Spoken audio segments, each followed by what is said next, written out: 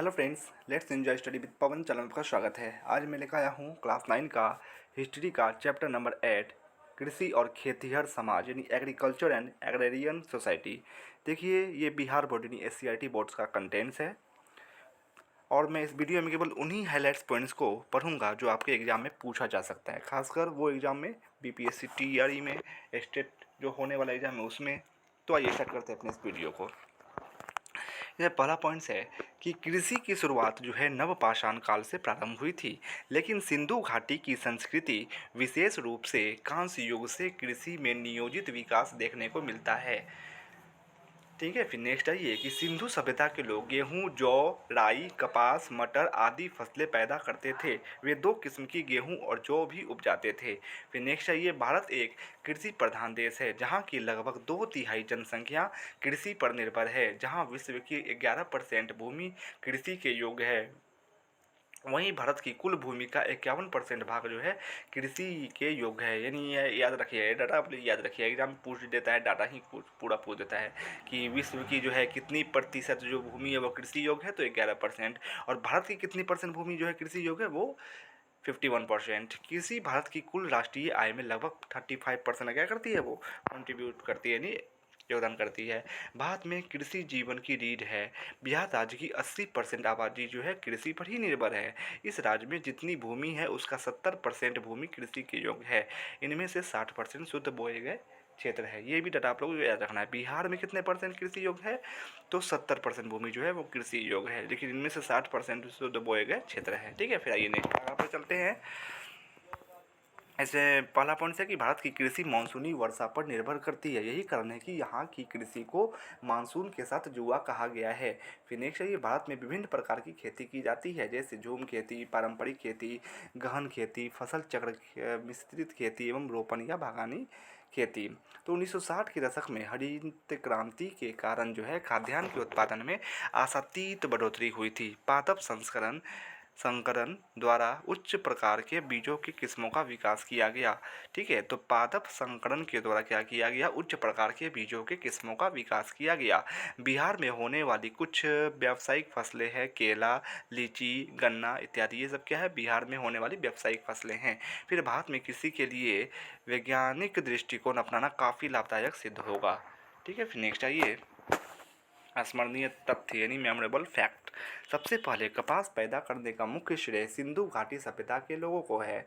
सबसे पहले जो है कपास पैदा करने का मुख्य श्रेय किसे जाता है, तो सिंधु घाटी सभ्यता के लोगों को जाता है। यूनान के लोग कपास को सिंडन कहते हैं। ठीक है, फिर नेक्स्ट है, ये बिहार की प्रमुख फसलें से भारतीय फसलें हैं। तो कब बोई, ये आप लोगों को याद रखना है कि कौन सी फसलें कब बोई जाती है, इसमें कौन कौन से फसल आते हैं। तो जैसे भारतीय फसलें हैं तो वह मई जून में बोई जाती है, कटाई होती है अगस्त सितंबर में। उदाहरण है जैसे मक्का, ज्वार, बाजरा, जूट, उड़द, ये सब जो है बधाई फसलें के उदाहरण है। फिर अगहनी फसलें जो है वो जुलाई अगस्त में बोई जाती है और नवंबर दिसंबर में काट ली जाती है। जैसे धान हो गया, कुल्थी हो गया, तिल, आलू, तिलहन, फिर सब्जी, कपास, गन्ना, मकई, पटसन आदि। ठीक है, फिर रबी फसलें जो है वो अक्टूबर नवंबर में बोई जाती है और मार्च अप्रैल में काट ली जाती है। जैसे गेहूँ, जौ, चना, मटर, सरसों, मसूर, खेसारी, अरहर इत्यादि। जैसे आप लोगों को क्वेश्चन पूछा जा सकता है कि सरसों, मसूर, खेसारी जो है वो किस तरह की फसलें हैं। ऑप्शन दे देगा 4 की भदई, अगहनी या फिर रबी या फिर गर्मा फसलें। तो आप लोगों को याद रखना चाहिए वो कौन सा फसल कब बोया जाता है और उसमें कौन कौन से ये सब्जी है या क्या बोए जाते हैं, वो आप लोगों को याद रखनी है। फिर है गर्मा फसलें जो है वो मार्च अप्रैल में बोई जाती है और जून में काट ली जाती है। जैसे धान, मकई, मूंग, फिर चना, आम, केला, तरबूज, ककड़ी, सब्जियां, प्याज आदि। जैसे ये पूछा हुआ क्वेश्चन है कि तरबूज, खरबूज, ये सब जो है किस तरह की फसलें हैं, तो गर्मा फसलें ये कब बोई जाती है, मार्च अप्रैल में बोई जाती है और जून में काट ली जाती है। ठीक है, फिर आइए नेक्स्ट पेज पर चलते हैं। ऐसे पहला पॉइंट है कि बिहार की प्रमुख फसलें हैं धान, गेहूं एवं मकई है। फिर बिहार की व्यावसायिक फसलों में प्रमुख है गन्ना तथा फलों में केला और लीची है। ठीक है, फिर नेक्स्ट है, संयुक्त राज्य अमेरिका विश्व में गेहूं का सबसे बड़ा उत्पादक देश है। ठीक है, संयुक्त राज्य अमेरिका जो है विश्व में गेहूं का सबसे बड़ा उत्पादक देश है। फिर नीचे आइए, यहाँ कुछ वस्तुनिष्ठ प्रश्न दिए गए हैं, आप लोग इनका आंसर दीजिए। दलहन फसल वाले पौधों की जड़ों की गांठ में पाया जाता है, क्या पाया जाता है, नाइट्रोजन स्थिरीकरण जीवाणु पाया जाता है। फिर नेक्स्ट आइए, शाही लीची बिहार में मुख्यतः कहाँ होता है, तो मुजफ्फरपुर सरपुर में होता है। रबी फसलें बोई जाती है तो अक्टूबर नवंबर में बोई जाती है। केला बिहार में मुख्यतः होता है तो हाजीपुर में होता है। फिर चावल का बिहार के किस जिले में सबसे ज़्यादा उत्पादन होता है, तो चावल का बिहार के रोहतास जिले में सबसे ज़्यादा उत्पादन होता है। गर्मा फसल किस ऋतु में होता है, तो ग्रीष्म ऋतु में होता है। फिर रिश्तेदार फसलें को चुने तो कपास क्या है, वो रिश्तेदार फसल है। अघनी फसलों को चुने तो चावल क्या अघनी फसल है। फिर ये रिक्त स्थानों की पूर्ति करना है। कपास एक डैश फसल है, कपास एक रेशेदार फसल है। नीचे यहाँ आंसर दिया है, आप लोग देख सकते हैं। फिर मक्का डैश फसल है, मक्का खाद्यान्न फसल है। भारत एक डैश प्रधान देश है, भारत एक कृषि प्रधान देश है। भारत की डैश तिहाई जनसंख्या कृषि पर निर्भर है, भारत की 2/3 जनसंख्या जो है वो कृषि पर निर्भर है। एग्रीकल्चर लैटिन भाषा के 2 शब्दों एग्रोस और कल्चर से बना है, ठीक है। फिर चावल सर्वाधिक डैश जिला में उत्पादन होता है, तो रोहतास जिला में उत्पादन होता है सर्वाधिक, ठीक है। बिहार की कृषि गहन निर्वाहक प्रकार की है, जिसके अंतर्गत वर्ष में डैश फसलें बोई जाती है। कितनी फसलें बोई जाती है, इसके अंदर वर्ष में जो है लगभग 4 फसलें बोई जाती है। चावल के लिए डैश जलवायु की आवश्यकता है, चावल के लिए उष्णार्द्र जलवायु की आवश्यकता होती है, यानी ना बहुत ज़्यादा ठंडी ना बहुत ज़्यादा गर्मी, ठीक है।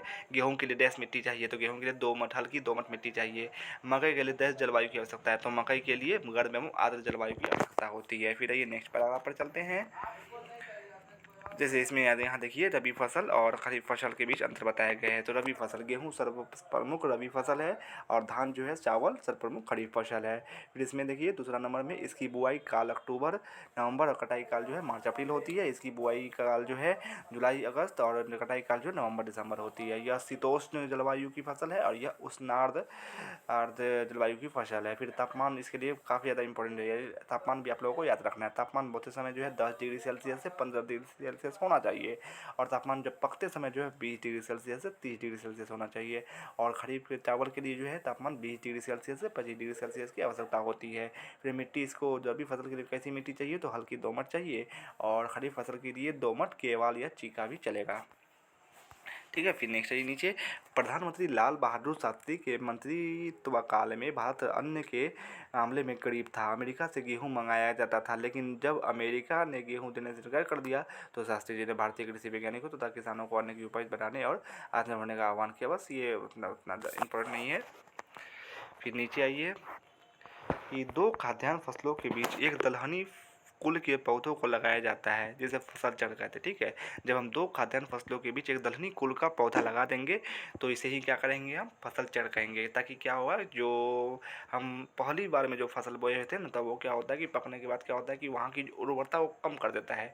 इसीलिए हम क्या करते हैं, फिर दलहनी फसल को बोते हैं, ताकि जो है जो उपयोगी तत्व जो थे वो पुनः वापस लौट आए, वो दलहनी फसलों के जैसे नाइट्रोजन युक्त फिर पुनः वो मिट्टी हो जाए, ताकि फिर अच्छी फसल हो उसके बाद। इसे दलहनी फसल हम बोलते हैं। फिर रोपण या बागानी खेती से आप क्या समझते हैं, आप लोग ऐसे जनरल नॉलेज के लिए पढ़ लीजिए कि रोपण या बागानी खेती एक विशेष प्रकार की झाड़ी कृषि अथवा वृक्ष कृषि है।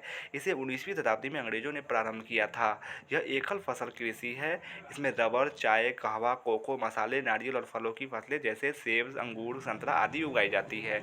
इस प्रकार की खेती में अधिक पूंजी की आवश्यकता होती है। इस प्रकार की कृषि उत्तरी पूर्वी भारत के पर्वतीय क्षेत्रों, पश्चिमी बंगाल के उप हिमालयी क्षेत्रों एवं प्रायद्वीपीय भारत की नीलगिरी, अन्नामलई और इलायची की पहाड़ियों में की जाती है। फिर आइए नीचे, इधर नहीं है, नेक्स्ट पैराग्राफ पे चलते हैं। इधर भी नहीं है, आइए नीचे आइए, यहाँ है। महत्वपूर्ण तिथियाँ हैं, 2 ही हैं। 1800 ईस्वी में क्या हुआ है, लोथल के लोग चावल उपजाते थे, 1800 मिला है। और ईसा पूर्व जो है 1800 ईसा पूर्व लोथल के लोग चावल उपजाते थे। और 1960 के दशक में भारत में हरित क्रांति की शुरुआत हुई थी। तो वीडियो कैसा लगा कमेंट्स में ज़रूर बताइएगा, और अच्छा लगा हो तो प्लीज़ प्लीज़ प्लीज़ मेरे चैनल को सब्सक्राइब करें, शेयर करें, लाइक एंड कमेंट्स ज़रूर करें और बेल आइकन को ज़रूर प्रेस कर दीजिएगा, ताकि मैं जब भी वीडियो बनाऊं तो आपको नोटिफिकेशन मिल जाए। बाकी मैं क्लास 9 का ही चैप्टर 1 से लेकर 7 तक का लिंक मैं अपने डिस्क्रिप्शन बॉक्स में डाल दूँगा, वहाँ जाकर देख सकते हैं। Thanks for watching.